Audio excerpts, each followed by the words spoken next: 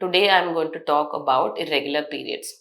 So why irregular periods happen? What should you do if you are having irregular periods? Hello everyone, I am Dr. Prachi Kulkarni, fertility specialist, Ferty9 Fertility Center, Banjara Hills.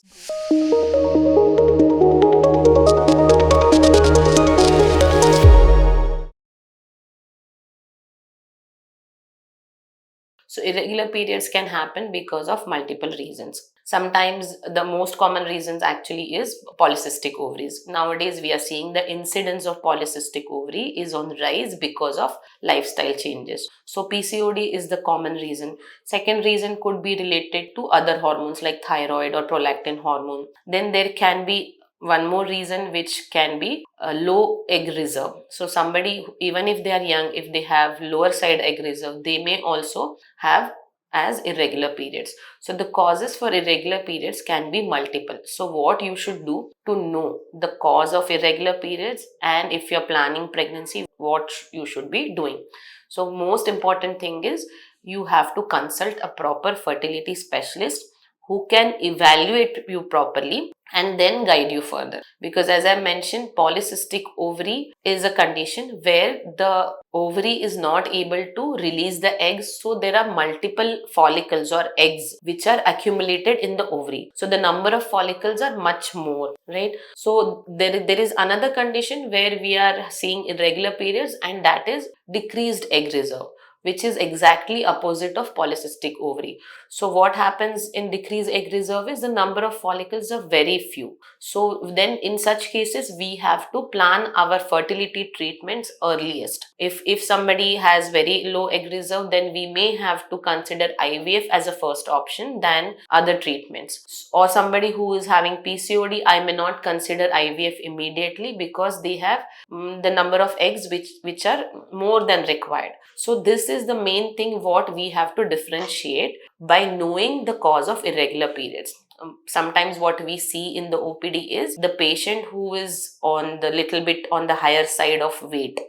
Usually they assume, either the patient assumes herself, or even sometimes without the test, even sometimes the doctor may advise that they are having polycystic ovary. But when they come to us and when we do the proper evaluation, actually the reason turns out to be they are having low side egg reserve. So it is very important that you consult a proper fertility specialist who can guide you for the evaluation.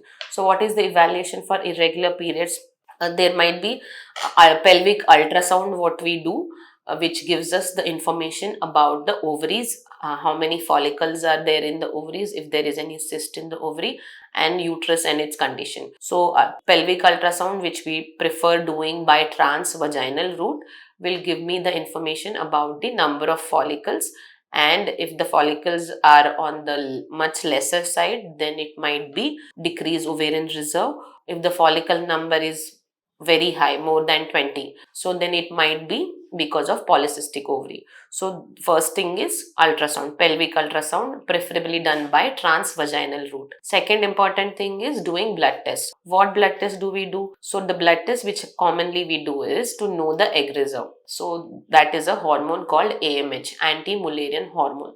This blood test can be done on any day. It need not to be done on particular day of period. It can be done on any day of the cycle without much variation. So AMH is a very important test if you are having irregular periods. Even if your scan is showing polycystic pattern, if it is given by sonologist, it's always better to correlate with other tests also. So if your scan is suggestive of polycystic ovary, then also you should consider doing anti-Mullerian hormone test and consult a proper fertility specialist. Other than AMH, what other blood tests we advise? We advise second day hormonal evaluation. But second day hormonal evaluation also has to be advised by a fertility specialist after doing a ultrasound on that day. Sometimes there might be some simple ovarian cyst which is present, which may be functional, which may be producing estrogen, where if we do FSH and LH on that day, the reports may come as wrong. Or if you are taking any hormonal contraceptive pills or any tablets to regularize periods, even those tablets can affect your second day hormones, or even those tablets sometimes can affect your AMH value. So it's very important that you consult a fertility specialist who is an expert, who is experienced, who will guide you properly about which test to be done, when these tests are to be done. So usually on second day after ultrasound, when we rule out that there is no cyst, then we advise the hormones which are FSH and LH, follicle stimulating hormone and luteinizing hormone.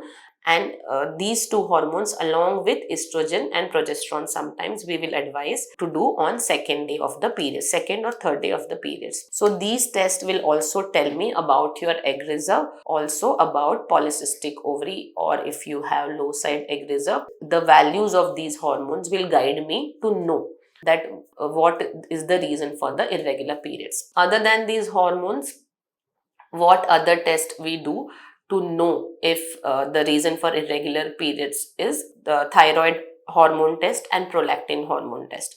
So even sometimes if the thyroid hormone is very high, TSH level is very high, or if it is very low, then also it may result into irregular cycles. Prolactin is also one hormone where the levels, if they are very high, it may result into irregular cycles. So it is very important, if you have irregular periods, please do not assume the reason to be any of these without getting yourself properly evaluated by a fertility specialist, by pelvic ultrasound and blood test. Only then we will know the reason for your irregular periods and we can guide you further.